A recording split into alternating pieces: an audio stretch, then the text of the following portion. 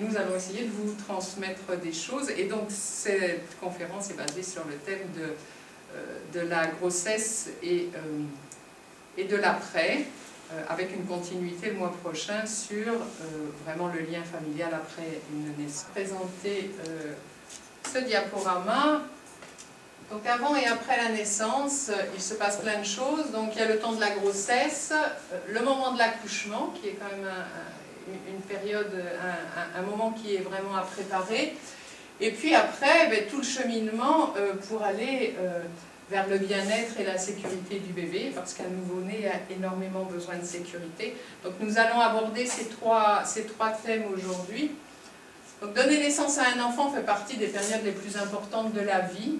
Hein, c'est vraiment un moment qui est fort, et pour la maman, mais aussi pour le papa. Hein, c'est vraiment quelque chose de, quelquefois, qui bouleverse vraiment au niveau émotionnel, avec plein de questions. Justement, tout à l'heure, dans mon cabinet, j'avais une dame qui vient d'apprendre il y a 3 jours qu'elle était enceinte et qui n'attendait pas du tout ça, donc elle est complètement désemparée. Et justement, elle se posait ces questions suisses. Vais-je être capable, pourtant c'est son deuxième, hein, mais vais-je être capable d'assumer justement les deux? Est-ce que je vais pas aimer moins l'un que l'autre? Enfin, plein de questions comme ça. Et ces questions, peut-être que vous vous les êtes déjà posées, celles qui ont déjà des enfants, et peut-être que la future maman qui est parmi nous se les est posées à un moment donné, ou peut-être encore. Si. Oui. Voilà, donc il y a toutes ces questions sur le être capable. Mais il y a aussi toutes les pensées qui traversent sur toute la transformation du corps, hein, parce qu'il y a beaucoup d'évolutions au niveau corporel, et puis l'étape aussi de l'accouchement qui éparvient au niveau de l'appréhension, hein, et qui engendre des sources d'angoisse et de stress. Donc accueillir le nouveau-né. L'arrivée d'un enfant constitue vraiment un chamboulement au niveau de l'être, la maman en tant qu'être humain, chamboulement au niveau organisationnel quand il y a d'autres enfants, appréhension aussi peut-être du papa, hein, qui se pose la question, est-ce qu'il va être capable aussi de prendre sa place de papa? Et puis, est-ce qu'on va lui laisser? Tout à fait. On abordera ce sujet-là le mois prochain, la place de tout le monde dans la famille. Et donc ça demande quand même un minimum de préparation, tant au niveau physique, psychique que spirituel, c'est-à-dire, hein, j'emploie le mot spirituel dans le lien large du terme, c'est-à-dire connaissance de soi et connaissance de ce qui va se passer au niveau de mon nouveau rôle de future maman, et le rôle tel qu'il va être conçu dans le cercle familial. Donc 4 grands chapitres: l'accompagnement de la grossesse, la préparation à l'accouchement et le lien maman-bébé, que l'on va voir aujourd'hui. Et le mois prochain, comme je vous le disais, on abordera la place de chacun dans la famille, avec la sophrologie, mais d'autres approches complémentaires. Alors la grossesse, est-ce un handicap ou une joie de devenir mère? Qui sait qui...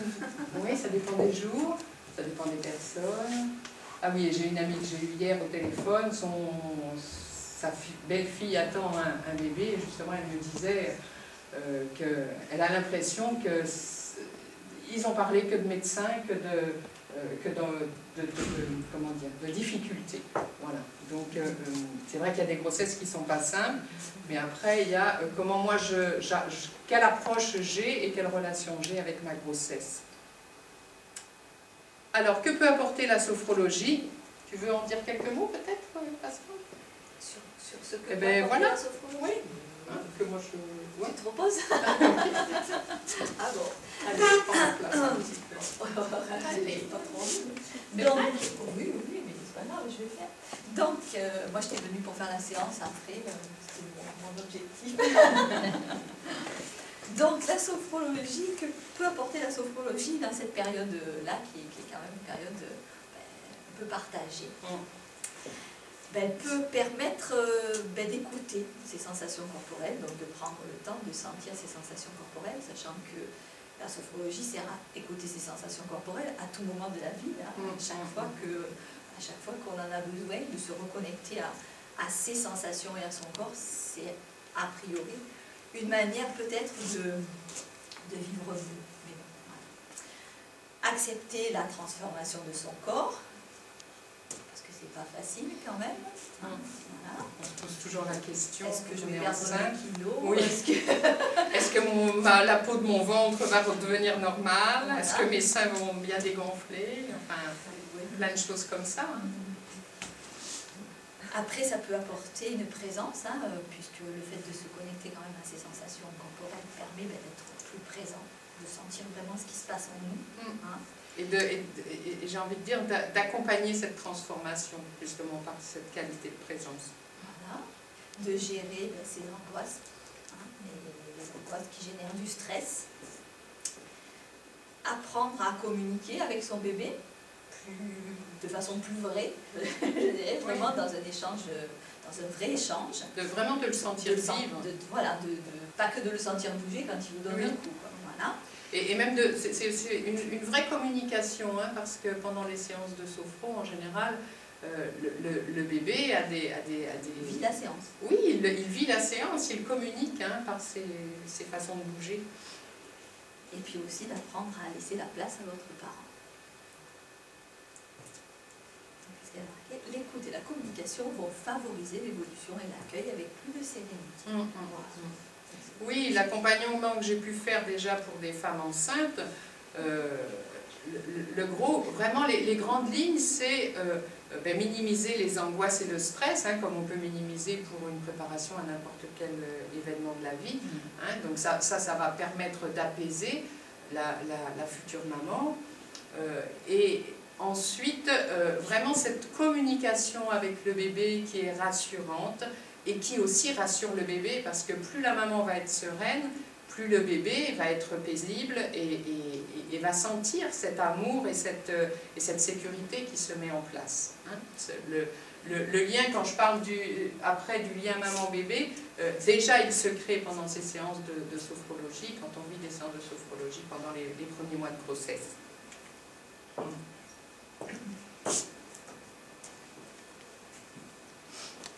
Alors, la préparation à la naissance. Donc, c'est participer à son accouchement. Hein. Et là, c'est vraiment participer à son accouchement au lieu de le subir. Apporter la sophrologie à cette dimension-là est énorme.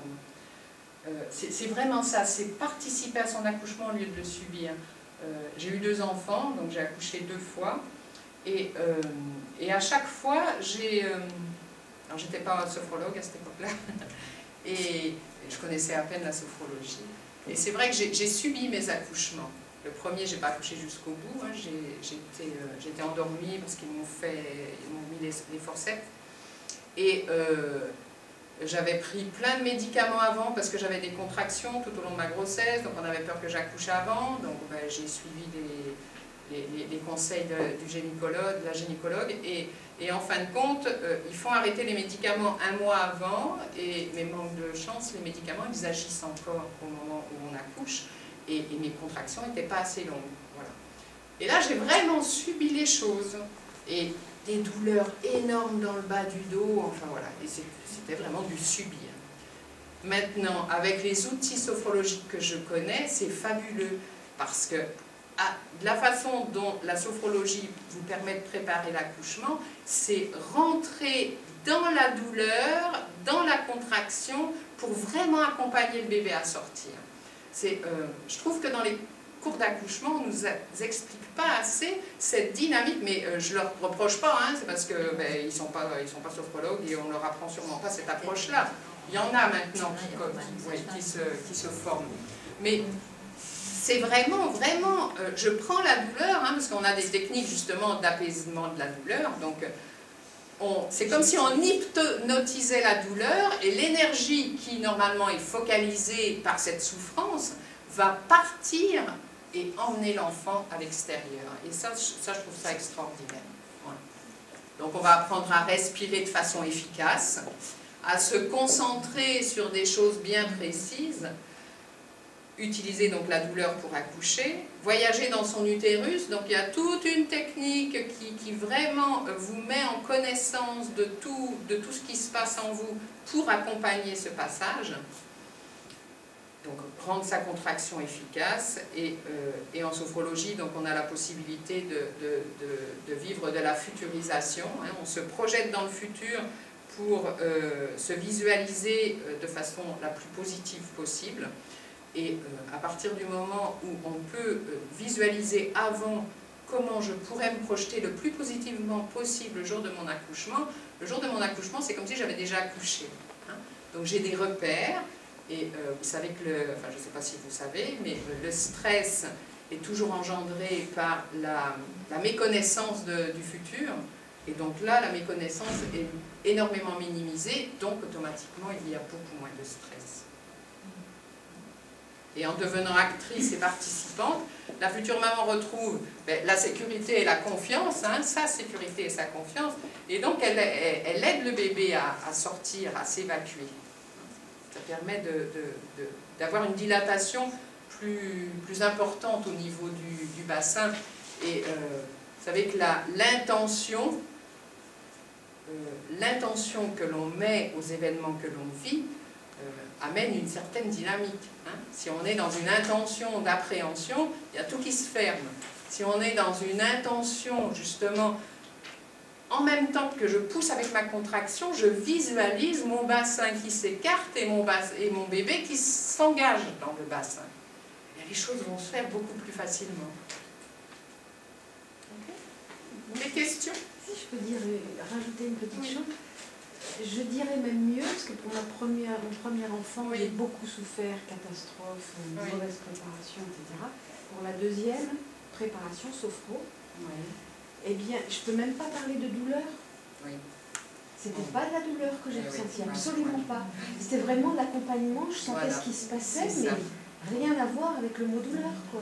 Rien à voir. On rejoint la présence qu'on parlait de tout à l'heure. Oui. Voilà, c'est ça. C'est vraiment accompagné. Oui, c'est ça. Moi j'ai accouché 3 fois, c'est la 3e fois que j'ai ressenti. Les 2 autres fois ça fait mal. Mais moi je sentais, mais c'était... Oui, mais sentir, c'était... C'est pas souffrir, c'est pas avoir mal, c'est pas du tout ça. C'est surtout quand on... un autre monde. Oui, parce qu'on se met dans la dimension que cette douleur est nécessaire et qu'elle favorise justement l'évacuation du bébé. On est dans une toute autre dynamique. Mais merci de ce témoignage. Avec plaisir. Des questions? C'est bon? On est si clair que ça?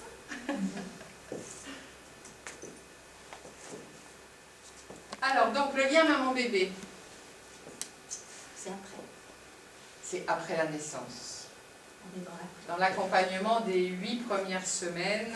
Ah oui, j'ai pas mis les 8 premières semaines après la naissance du bébé. Hein? Donc pendant les 2 mois de congé maternité. Là, c'est un accompagnement qui va permettre, le bébé, on l'a porté 9 mois. Hein? Donc, permettre de sentir que le bébé est un être à part entière, que moi, je retrouve mon être de femme, et que les deux ensemble, on peut être par moments en symbiose, mais qu'il ne fait plus partie de moi à part entière. C'est juste la question qu'elle me posait tout à l'heure. Quoi donc? Ben ça, quand je vais plus la voir là, comment ça va être? Oui. Ouais. Oui, et ça vous émeut. Hein? Ouais. Oui. C'est justement, c'est important, voilà, de vivre ça.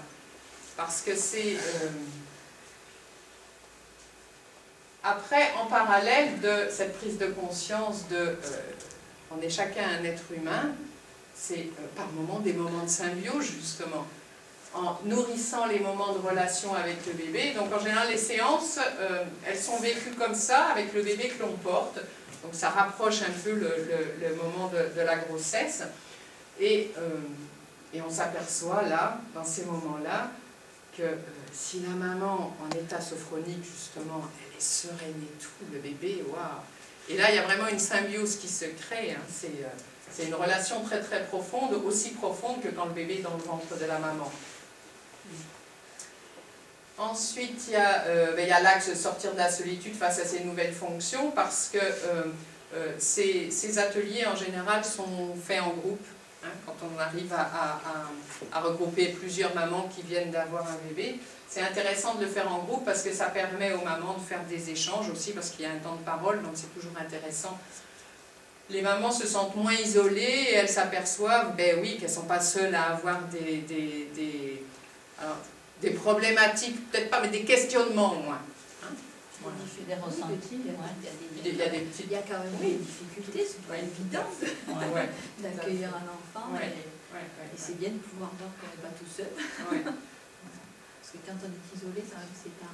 Oui, c'est pas facile. Oui, tout à fait. Et puis après, autour, il y a la famille qui est très gentille, qui apporte plein de conseils, mais quelquefois, c'est même pas de conseils qu'on a besoin quand on est un petit peu désemparé. C'est simplement d'une écoute.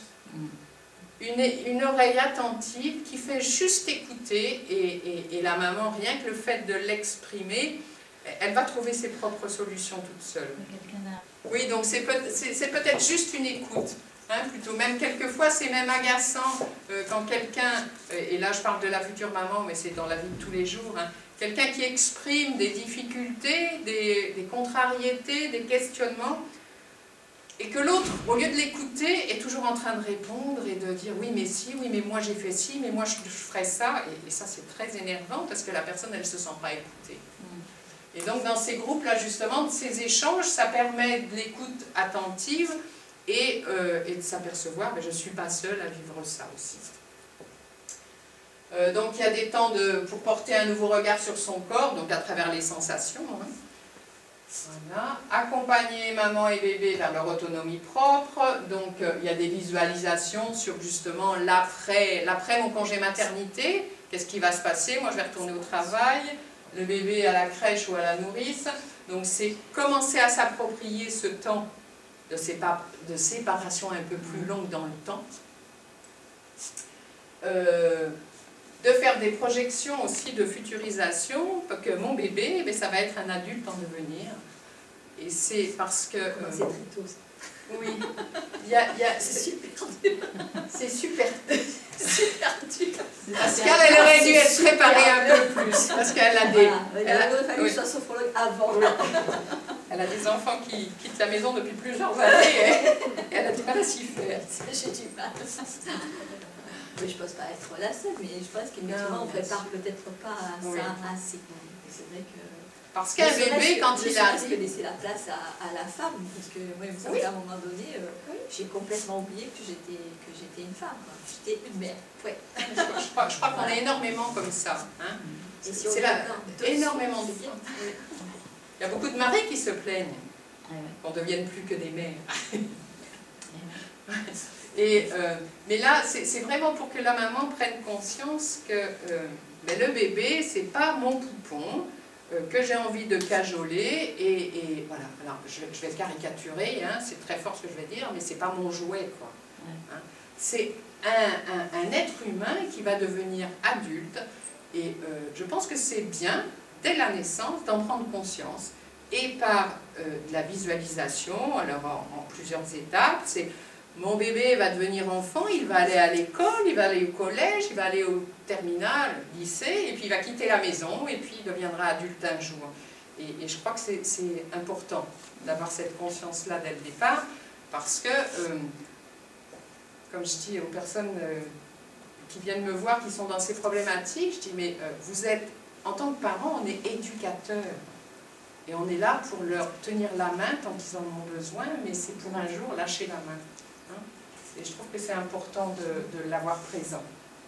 Voilà, et puis donc, surtout pas oublier de garder notre part de femme. Voilà. C'est pas toujours facile à caser dans le timing et tout, mais c'est juste le garder en objectif pour pouvoir le vivre, même si ce n'est qu'un tout petit peu tout le temps. Voilà. Hein, parce que ça peut être aussi, je garde ma place de femme, en n'oubliant pas de faire des sourires à mon mari agréables, féminins, des attentions de quelques petites choses, juste pour qu'il sache qu'on ne l'oublie pas. Voilà. Et puis de cette façon-là, peut-être que le mari sera un petit peu plus papa aussi, parce qu'on lui donnera la porte ouverte pour qu'il prenne sa place. Et donc équilibre et harmonie de la maman améliore le bien-être et la sécurité de bébé. Et ça je l'ai remis, parce que j'ai fait des ateliers dans les relais d'assistance maternelle, où là, c'était pas la maman, mais c'était la nounou. Et j'accueillais donc dans une salle les enfants, donc assistante maternelle, c'est moins de 3 ans. Hein. Donc il y en avait même qui étaient dans les transats, jusqu'à 2 ans et demi, 3 ans. Donc il y avait les assistantes maternelles avec les petits bouts. Donc il y avait des assistantes maternelles qui en avaient un, d'autres en avaient 2 ou 3. Donc vous voyez à peu près, ça faisait, à chaque fois, je crois que je ne dépassais pas 5 assistantes maternelles, donc les enfants c'était entre 5 et 10 à peu près. Et on s'est aperçu pendant ces ateliers, donc on faisait un petit peu debout, dynamique, pour que les enfants ils bougent, hein. Donc on faisait des petites consciences du corps avec des petites chansons. Et après il y avait une partie allongée où j'axais un petit peu plus sur l'adulte pour détendre le corps, en y mettant un petit peu d'imagerie, pour que les enfants y retrouvent leur compte. Et bien dans ces ateliers, on s'est aperçu que les nounous qui arrivaient à se détendre, à complètement oublier les enfants autour d'elle, parce que bon, la pièce était fermée, moi j'étais les yeux ouverts, enfin voilà, il y avait la directrice du relais d'assistante maternelle qui était là avec moi, donc c'était sécurisé, les enfants risquaient rien.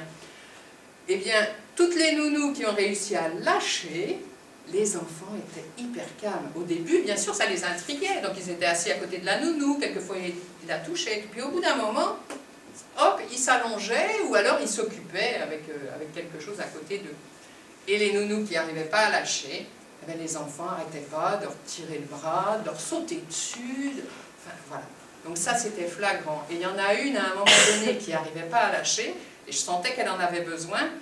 Donc dans mon dialogue, j'ai lancé quelque chose comme « et même si on est en train de me sauter dessus, je lâche et je me relâche quand même ». Et à un moment, elle a eu le déclic, et s'est relâchée. Et bien, ça a été illico. Le gamin, il a arrêté de sauter, il est parti à l'autre bout de la pièce, il a pris son pouce, et on ne l'a plus entendu. Alors là, ça a été spectaculaire. Donc, c'est bien signe, c'est pour ça que je dis, plus la maman, alors là, je parle beaucoup de la maman aujourd'hui, hein, plus la maman est détendue, plus le bébé va se sentir bien et en sécurité. Mais pour le papa, c'est pareil, bien sûr. Et on voit bien souvent, enfin je ne sais pas si vous avez sûrement repéré celles qui ont des enfants, mais comme par hasard, quand on rentre le soir, qu'on a eu une journée horrible, les enfants sont exécrables. Mais c'est pas pour rien. Alors là, juste un petit récapitulatif de ce qu'on peut proposer donc en accompagnement. J'ai appelé ça l'accompagnement de A à Z, parce qu'on va bien au-delà de l'enfant. Donc c'est apprendre à être parent, donc on peut faire ça en atelier de groupe ou en rendez-vous individuel. Donc il y a l'accompagnement de la grossesse, la préparation à l'accouchement, hein, ce qu'on a vu tout à l'heure, le lien maman-bébé donc pendant les 8 premières semaines de vie, et après, donc le mois prochain, on va voir la place de chacun dans sa famille, donc savoir que la maman c'est une épouse mais c'est une femme aussi, le père c'est un conjoint aussi, toute la fratrie, voilà, parce qu'après c'est pareil, hein, il faut que tout le monde y trouve sa place dans la fratrie. Alors la sophrologie, ce centre d'action. On prend la parole? Ah non. Ah bah non alors. Alors je continue. Je prends mes dos pour voir. Donc ça c'est vraiment la base, je vais dire... pas l'armure, mais comment on dit, l'architecture, voilà. C'est l'architecture de la sophrologie. Donc ce petit bonhomme que vous voyez dessiné, avec tous les petits traits, c'est ce qu'on appelle l'idéogramme du bonhomme chinois, parce que je ne sais pas, on n'a pas trop parlé de la base de la sophrologie. La sophrologie a été créée par un neuropsychiatre qui s'appelle Caicedo, donc ça a été créé en 1960, donc c'est pas très vieux. Et il s'est basé, il est beaucoup sur tout ce qui est... il a été vivre 2 ans en Asie, donc il s'est inspiré de la méditation zen, l'hypnose, bon mais ça c'est pas l'Asie, mais c'est la base aussi. Voilà. Qu'est-ce qu'il y a aussi? Méditation zen et le yoga, parce que la sophrologie c'est pas que assis ou allongé, c'est aussi debout avec des mouvements. Donc tous les mouvements ont été inspirés du yoga. Et donc il est parti sur la structure de l'idéogramme chinois, qui part donc le bas, qui représente le bas du corps, avec tout ce qui est sensation, tout ce qui se rapproche au concret, au réel.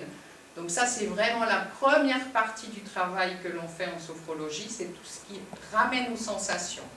D'accord ? Pour se réapproprier tout son corps, parce que c'est important d'être dans les sensations du corps, de la matière. Ensuite, une fois on s'est bien approprié son corps, on va aller voir ce qui se passe au niveau émotion-sentiment. Donc c'est représenté par la croix, parce que tout ce qui est émotionnel se passe dans cette région-là, au niveau du ventre, que ça comprime, au niveau du plexus, là. Vous avez dû déjà sentir des petits nœuds qui circulent là de temps en temps. Et puis le cercle qui représente donc tout l'intellect, la réflexion, le spirituel. D'accord ? Alors, comme vous voyez, le carré en bas est ouvert, bien sûr, vers l'énergie de la Terre, et le cercle est ouvert vers l'énergie du ciel, pour que tout circule bien. Donc ça, c'est vraiment le socle de la sophrologie, ces trois niveaux, et à chaque fois que l'on travaille une séance en sophrologie, on va aller travailler sur les trois plans. Donc ça va toucher sur tous les niveaux de l'être, d'accord ? Il va y avoir des séances qui vont être plus axées sur le corps, d'autres plus sur les émotions, d'autres plus sur le sens que l'on va donner aux choses. Mais quand même, dans une séance, il y a toujours ces trois paramètres que l'on fait interagir. Voilà, et donc on agit aussi sur l'individualité, donc la relation à soi, la sociabilité, la relation aux autres, et l'humanité, la relation au monde. Et avec toutes ces interactions, eh bien, on arrive à mieux se connaître, à mieux trouver sa place et à mieux donner du sens à tout ce que l'on vit. C'est vraiment les trois grands axes de la sophro et de ce que ça peut vous apporter. Et donc, chaque fois, à chaque problématique, le corps, quand je suis enceinte, comment je ressens mon corps évoluer, comment je peux l'accepter dans cette nouvelle forme, par exemple. Au niveau émotionnel et sentiment, qu'est-ce que la grossesse me déclenche ? Parce qu'il ne faut pas oublier que la grossesse, la venue d'un enfant, vient réveiller notre enfant intérieur qui a vécu beaucoup de... il peut y avoir des frustrations, il peut y avoir des blessures là, qui sont dues à notre enfance, qui sont éveillées quand on a la naissance d'un enfant. Donc c'est important d'aller écouter les émotions qui arrivent. Et puis intellect-réflexion, c'est plus dans le sens que l'on va donner à ce qu'on est en train de vivre. Qu'est-ce que ça va apporter à ma vie? Alors, une petite synthèse de ce que peut apporter la sophrologie dynamique et relationnelle. Donc, on l'a vu tout à l'heure, c'est une méthode holistique par ses interactions donc, aux trois plans de l'être, entre le physique, le psychique et le spirituel. Donc on va pouvoir acquérir une meilleure appréhension et élaboration et intégration du schéma corporel, donc par ce bas du carré du chinois, de la symbolique de l'idéogramme du chinois. La personne devient actrice pour réussir et vivre au mieux ses étapes, créer sa propre réalité. Quand je vais en contact avec mes sensations, je me mets face à tout ce qui est concret, dans mon corps, mais dans ma vie. Dévoiler les ressources et les capacités, donc ça aussi, c'est vraiment l'objectif de la sophro. C'est pas le sophrologue qui va donner les solutions, c'est le sophrologue va vous guider à aller vers vos solutions, à aller chercher vos ressources et vos capacités, parce qu'elles sont là quelque part. Il suffit juste d'aller... quand je dis il suffit juste, c'est pas que je veux minimiser le chemin à parcourir, mais pourquoi le chemin est long? Quelquefois le chemin est long, mais quelquefois il est très court aussi. Donc c'est juste aller éclairer les passages, ouvrir les portes. Donc écouter les messages de nos émotions, parce que les émotions sont des messages qu'on nous transmet, comme on a vu l'autre fois à la conférence. Les émotions, c'est une réaction de notre intériorité engendrée par un événement extérieur qui vient en résonance avec un événement de notre histoire. Et là, il y a l'émotion. C'est pour ça que face à une situation, personne ne peut réagir de la même façon parce que personne n'a la même histoire. Pour un événement, il y en a qui vont sauter de joie au plafond et il y en a d'autres qui vont s'effondrer, hein, parce que l'histoire n'est pas la même. Et aussi apprendre à connaître ses limites pour se respecter. Hein, parce qu'une future maman, ce n'est pas une superwoman, elle a ses limites et il faut qu'elle sache déléguer quand elle sera fatiguée. Donc c'est vraiment apprendre à connaître ses limites et à les respecter, à oser demander de l'aide quand c'est nécessaire et à savoir partager aussi. Voilà, et pas oublier que la sophrologie n'est pas en remplacement de tout soins médicaux ou accompagnement médical, hein, c'est un complément. Et avec tout ça, eh bien, vous avez la possibilité de prendre votre place de mère dans toute votre dimension.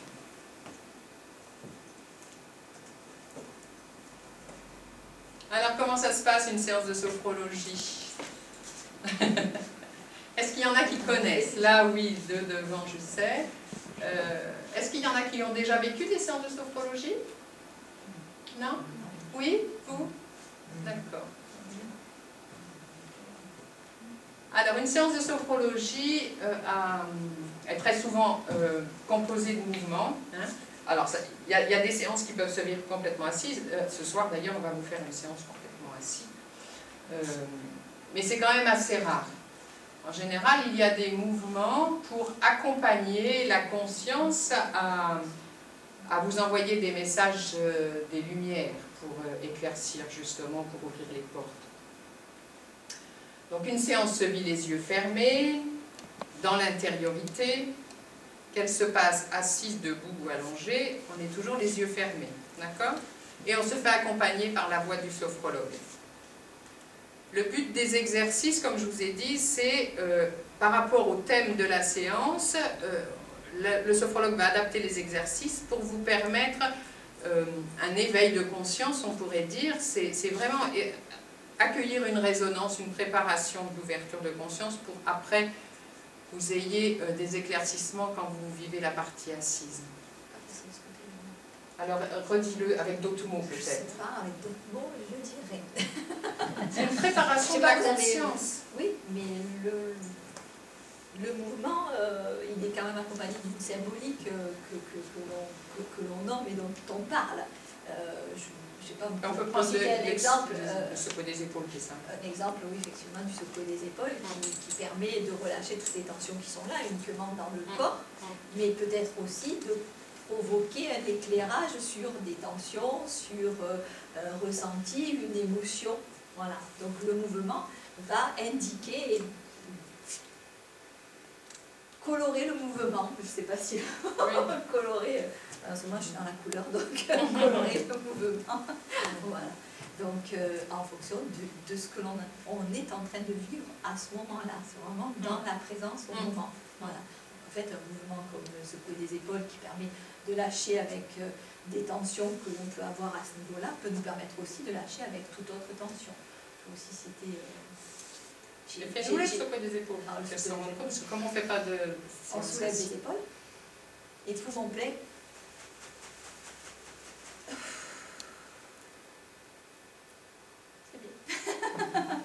Alors là, quand elle dégage, donc ça peut être une sensation, je me sens allégée là, je sens quelque chose qui s'évacue. J'ai un sac à dos, j'ai jeté, après bon, toutes les symboliques qu'on peut y mettre. Voilà. Après ça peut être, parce que... ça peut être uniquement des ressentis dans le corps. Mais les premières fois, ça peut être tout simplement s'apercevoir que quand je fais ça, eh ben, je suis hyper tendue et ça me fait mal, quoi. Donc je force pas et je le fais pas. Et à ce moment-là, je prends conscience que j'ai vraiment des tensions pour lesquelles il va falloir que je m'en occupe.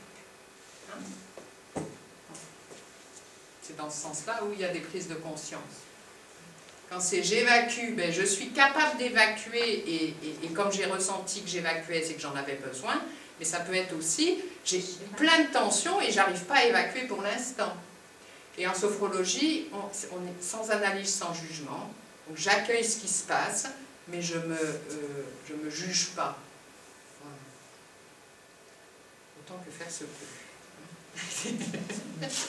Mais le fait de se mettre dans cette dynamique, je ne me juge pas, ça sous-tend que dans la vie, je prends du recul sur les choses.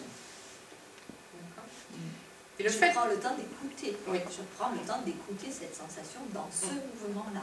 Je prends le temps de sentir, il fait n'importe quoi, ce mouvement-là. Ferme les yeux. Qu'est-ce qui se déploie, qu'est-ce qui se passe. Voilà. C'est vraiment la conscience du mouvement. Et je voulais dire quelque chose. Donc, en général, il y a une partie debout et après, la partie assise va permettre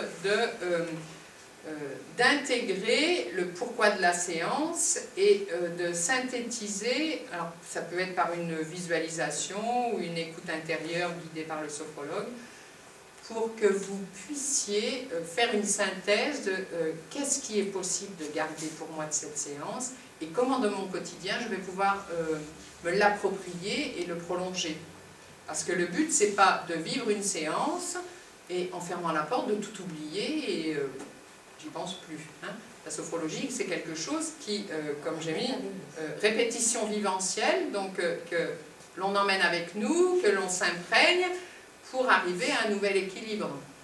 Alors, il y a des choses qui cheminent toutes seules, hein, qu'on n'a pas besoin de remémorer, de revivre, mais après, c'est bien de temps en temps de s'y reconnecter. Mais ne serait-ce que la respiration, comme moi je dis, hein, quelquefois, si vous avez qu'une chose à emmener, c'est la respiration, et vous y connectez plusieurs fois dans la journée. Automatiquement, la respiration, ça vous amène dans un centrage. Ça, l'inspire, ça dynamise, ça donne du tonus. L'expire, à chaque fois qu'on a un petit peu des lourdeurs, ça permet d'évacuer. Donc déjà, rien que la respiration, c'est un outil extraordinaire. Donc c'est pas non plus des exercices avec des prises de tête. Parce que le fait de fermer les yeux, on vous emmène ce qu'on appelle au seuil sophroliminal, c'est-à-dire que le fait de rentrer dans vos sensations, votre mental va baisser, et vous êtes entre veille et sommeil. Hein, le seuil sophroliminal, c'est entre veille et sommeil, à la limite du sommeil. Et là, votre état de conscience est beaucoup plus ouvert, beaucoup plus disponible à votre être intérieur, on va dire, et aux messages qui peuvent passer pour aller réajuster les croyances, les fausses croyances, les faux schémas, les comportements inadaptés, et vous accueillez les messages qui sont les plus justes pour vous. Les vrais messages, ce qu'on ne leur pas avec notre mental, en essayant d'interpréter pourquoi il a dit ça et comment, et voilà. C'est vraiment le vrai message de notre corps, qui n'est pas forcément compris d'ailleurs, parce qu'il arrive, tiens j'ai mal, ou tiens là il est venu telle image, et, oui, parce que ça ne s'explique pas toujours. C'est pas que à travers notre corps, hein. Je dirais que ça peut être à travers notre corps. Moi, je dirais que c'est notre être intérieur qui nous envoie les messages, soit à travers le corps, soit à travers les émotions, soit à travers des flashs de pensée. Hein, ça, c'est selon les canaux au moment de la séance et comment c'est ouvert et disponible. J'ai une amie qui m'a dit hier, voilà. Elle m'a dit « Est-ce que tu peux m'aider à séparer mon corps de ma tête ?» Je dis, tu parles vraiment séparer le corps de la tête, vraiment, je ne sais pas le faire. Mais par contre, si tu me dis que tu veux lâcher avec ton mental et peut-être revenir à ton corps, là, oui, effectivement, je peux t'aider. Ah, ça doit être ça qu'il a voulu me dire, alors. On lui avait dit de séparer sa tête de son corps. Est-ce qu'il y a des questions, des interrogations? Avant, on va vous faire vivre une petite séance. Mais est-ce qu'il y a des questions, des interrogations, des précisions? Vous avez pris beaucoup de notes. Le bébé à naître, il va naître quand? Début mars. Ah, c'est bien. Ouais, quand on y est presque. Les préparations, les cours de préparation à l'accouchement, ça se passe en couple? Alors, ça se passe en couple. Il y a des séances où le papa peut être là. Ouais. Après, c'est à discuter, oui, bien sûr. Bien sûr. Si mais oui, tout peut se faire. Après, le papa le vit de la façon la plus adaptée. Dans le dialogue, on l'inclut et puis et il le vit à sa manière, oui. Parce que tout ce qu'on vous envoie au niveau du dialogue, il peut se l'approprier en visualisation. Voilà. Donc, pas de souci. En même temps, quand on est prête, on peut peut-être apporter à l'autre notre zénitude, voilà. Sans forcément qu'il soit à côté de nous tout le temps. On peut avoir le papa complètement à côté de nous, mais en même temps, nous, quand on est bien et qu'on sait qu'on est sereine par rapport à ce moment-là, on permet à l'autre d'être serein aussi. Ah, c'est pour l'impliquer, c'est... Oui, mais on peut l'impliquer aussi comme ça, c'est ce que je veux dire. On s'occupe de soi et en même temps, une fois qu'on est bien centré, bien dans notre... On peut peut-être l'inclure et le partager. Voilà. Après, moi, j'ai envie de dire que... moi, sincèrement, je ne serais pas pour que le papa soit présent à toutes les séances. Parce qu'il faut que vous vous appropriez cette période-là. D'accord ? Donc, on peut faire quelques séances que la maman, et à un moment donné, on décide que pour 2, 3 séances, une ou deux, je ne sais pas, le papa vient et s'intègre. Voilà.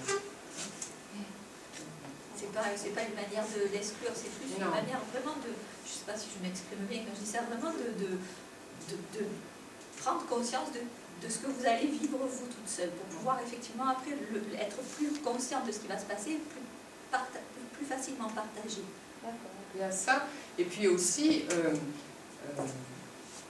ne faut pas que alors, si c'est partagé, c'est très bien, mais admettons le jour de l'accouchement, papa doit être là, vous comptez énormément sur sa présence, vous avez tout partagé avec lui, et le jour de l'accouchement, il y a un bouchon, il n'arrive pas. Et vous accouchez sans lui. Ça peut... Comment?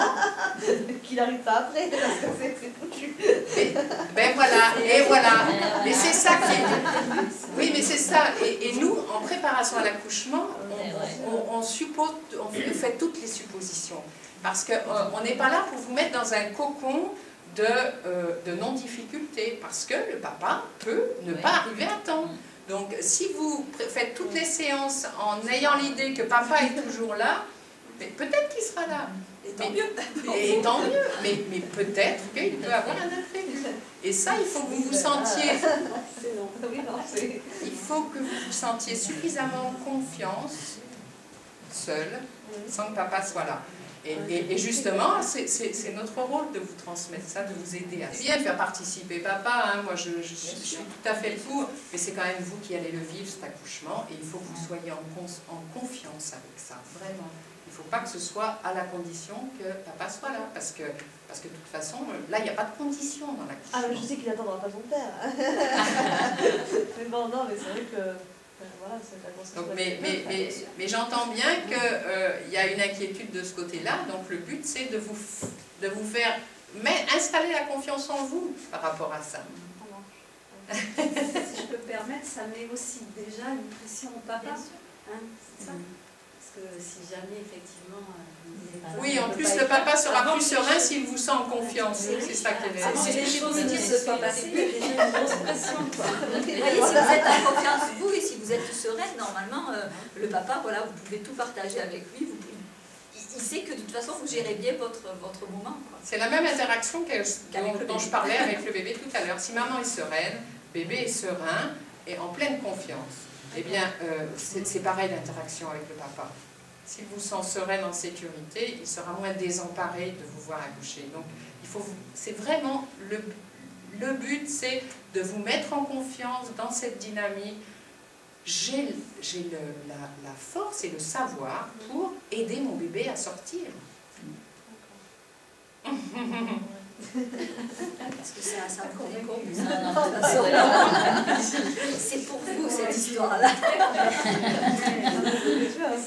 Parce qu'on a beau dire, on fait participer les papas, mais c'est quand même nous qui accouchons et puis qui se font. Alors c'est vrai que je pense quand même que l'accompagnement du papa est bien. Et je Bien pense sûr aussi que c'est que le fait que le papa soit là pour pas mal de choses, c'est bien aussi parce que justement, au moment de la naissance, il va peut-être mieux participer. Et voilà, parce que c'est vrai que Mais bien sûr. un papa qui a participé à rien, s'il est là, parce que justement on lui demande d'être là au moment de la naissance, mais il Ah ben il va être désemparé. quoi. Mais par exemple, en général, on fait 6-8 séances de préparation à l'accouchement. Et bien sur les 6-8, qu'il soit là pour la moitié, ça suffit. D'accord. En fait, c'est pas lui qui apporte la sécurité. Votre sécurité, c'est vous Oui. qui l'avez. C'est pas le papa. C'est ce que je disais tout à l'heure. Si moi, je m'étais préparée suffisamment pour être sereine, j'aurais pas eu à gérer l'angoisse de l'autre. Vous voyez, j'aurais pas eu à lui dire va te promener. Mais j'étais pas suffisamment sereine moi pour que lui le soit. Mais souvent, c'est parce que les papas sont pas préparés. Hein, comme...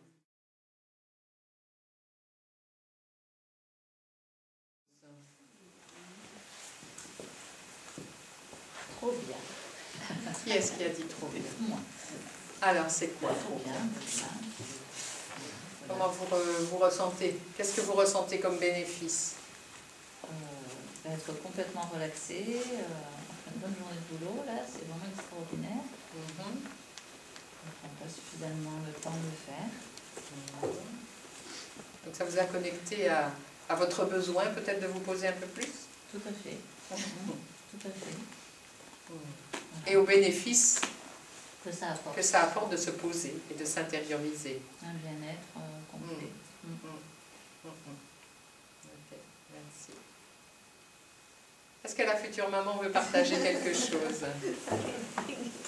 Un partage avec mon bébé, ouais. Je vois que même pendant la séance, il est vachement actif. Malgré que moi je sois reposée, lui il est à fond, quoi. Il était très vivant. Ouais.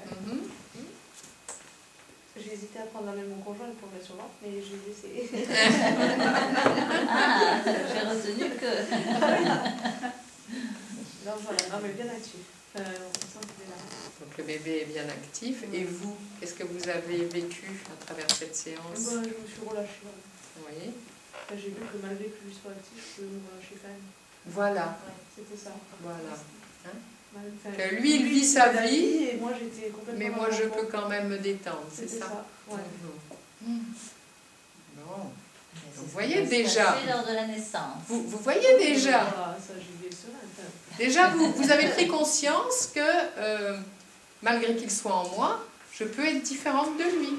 Oui, non, mais d'accord. Mais c'est vrai que quand tout à l'heure on en parlait, je dis quand il va sortir, c'est vrai que j'aurai plus les mêmes sensations.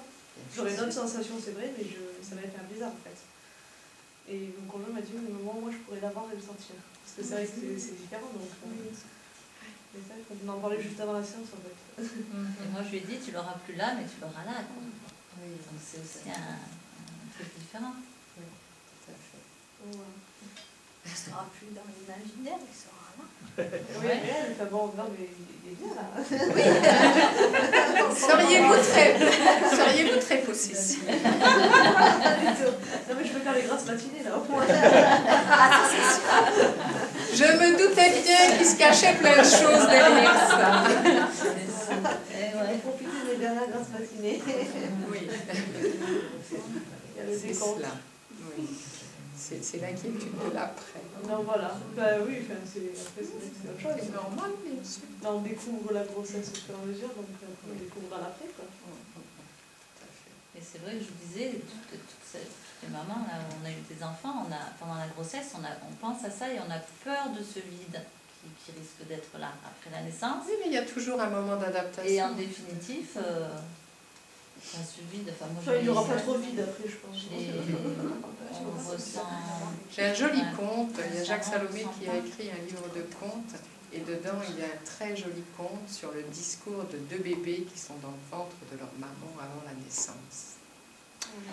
Et en lisant ce conte, on s'aperçoit... Alors il y a un bébé qui est très confiant, qui a plein de choses derrière quand on est après le ventre de la maman, qui a une vie, qui a plein de choses, et l'autre bébé qui pense qu'il n'y a plus rien. C'est comme s'il disparaissait, et voilà. Et c'est très marrant parce qu'on s'aperçoit que ben oui, ben les bébés, même les bébés, ils peuvent être inquiets, il n'y a pas que les mamans. Et oui. Voilà. D'autres personnes ont envie de partager? Allez, vous partagez quelque chose? Non? Pas envie. Personne d'autre, monsieur?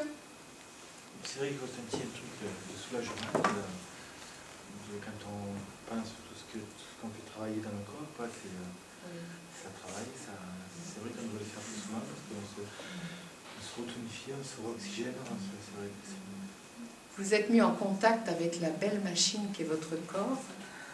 Ouais, c'est vrai. Hein? C'est ce que je ressens dans vos mots. Ouais, c'est un peu ça. C'est vrai que je le fais pas, c'est vrai que moi, je ne m'occupe pas de moi. C'est vrai qu'on s'ouvre plein des choses qu'on ne connaît pas. Et en fin de compte, c'est fabuleux. Hein? Ouais, j'entends vraiment quelque chose de profond dans votre ressenti. Oui. Je suis venu pour ça parce que je ne savais pas ce que c'était et tout. Oui. Et ouais, c'est comme si c'était une grande découverte.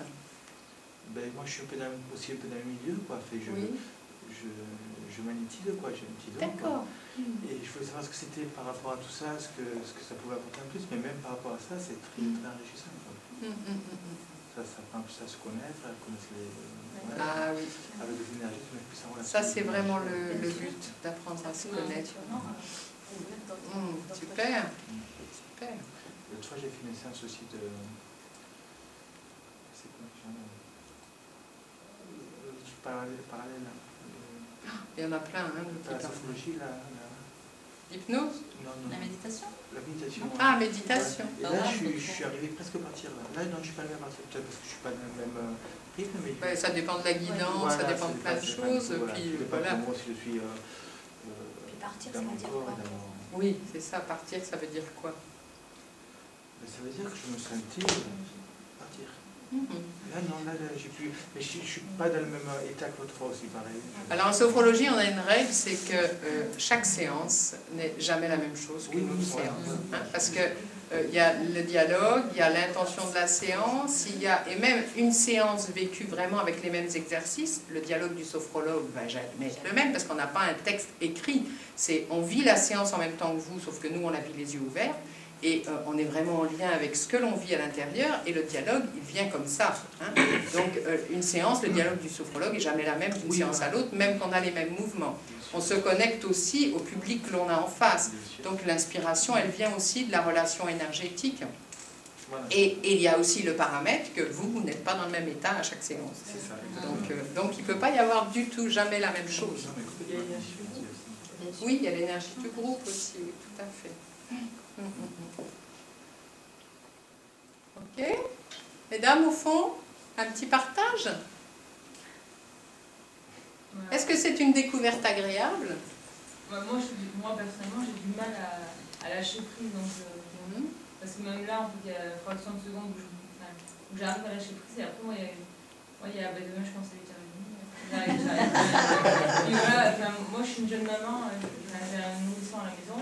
Du coup, voilà, c'est plein de questions. Là, je l'ai laissée, je la laisse. Vous n'étiez pas forcément présente là. Vous étiez un peu avec le bébé. Mais je pense que c'est de la tête, quoi. Moi, j'arrive jamais à lâcher prise. Je suis constamment. Je pense que l'entraînement permet de. Ouais, peut-être. Voilà, moi, je venais aussi voir ce que c'était la sophrologie. Parce que là, moi, j'ai. Sur une séance, on peut se rendre compte de certaines choses, mais je pense qu'effectivement, c'est l'entraînement qui permet à un moment donné de ce que je disais tout à l'heure, de couper sa tête de son corps. Voilà. Je ne sais pas si l'expression vous parle. À la limite, on se rend compte que le corps est capable de lâcher. Par contre, l'esprit est complètement... Mais on est quand même capable de lâcher le corps, même si l'esprit est... C'est ça qui est quand même fabuleux. Mais j'ai entendu quand même dans le discours de madame... Il y a des moments dans la vie où moi, avant maintenant, j'arrive très à me lâcher sur beaucoup de choses. Mais avant, j'étais comme madame, je me lâchais de rien. Je croyais à rien du tout et rien qui passait. Et maintenant, j'arrive à me lâcher parce que j'ai peut-être grandi, peut-être je suis plus sereine, je suis plus... Il y a des acceptations et des lâcher fait au fur et à mesure de notre vie quand même. Mais j'ai entendu dans le discours de madame qu'elle avait lâché quelques secondes. C'est le début d'une porte qui s'ouvre. Et aussi... Mais après, je me ramène un peu à tout ce qui est concret. Oui, mais moi, c'est toujours ce que je dis, c'est avant de passer vers le lâcher-prise, il faut se mettre face à ce que l'on est. Aujourd'hui, je m'aperçois que j'ai mon mental qui est toujours en train de mouliner. Et d'en prendre conscience quand je suis posée, quand je vais être en activité, ça va être beaucoup plus conscient. Et au bout d'un moment, je vais lâcher avec ce mental qui n'arrête pas de me mener. Hein, parce que quand les pensées n'arrêtent pas comme ça, ben c'est ce que je dis, hein, c'est votre mental qui a pris les rênes du cocher et c'est plus vous qui conduisez. Eh oui. Et est-ce que vous pensez que moi j'ai un bébé qui a 4 mois là, alors, et est-ce que vous pensez qu'éventuellement le fait que je sois... Il ressent tout. Il ressent tout, il comprend tout. Voilà, c'est moi, il dort pas de la journée, là je l'allais, j'arrive pas à le sevrer, c'est plein de... Voilà, il a peut-être inconsciemment, il sent que je suis pas prête à le lâcher. Ah, mais peut-être très consciemment, mais en fait, le bébé, il est en contact avec ce que nous on lâche à un moment donné. Donc il est dans le ressenti absolu et il sent tout de ce que vous dégagez. Voilà. Il y a Isabelle Filiosa, je ne sais pas si vous la connaissez, qui est une femme qui a écrit pas mal de bouquins sur la relation avec les enfants. Elle travaille beaucoup avec les enfants, elle fait beaucoup de conférences. Et elle dit qu'un enfant qui n'arrête pas de pleurer ou qui pique des colères injustifiées, c'est un enfant qui absorbe, enfin, c'est pas qu'elle dit, c'est qu'en général, c'est que les adultes qui sont autour, alors plus particulièrement les parents parce que le lien est plus fort, ils absorbent les colères, les non-dits des parents pour décharger du parent, comme s'ils étaient là pour aider. Ils font ça comme des sauveurs, ils vont aider le parent et ils vont se décharger eux de ça. Vous voyez ce que je veux dire? C'est pour vous prouver comme l'interaction qu'il peut y avoir.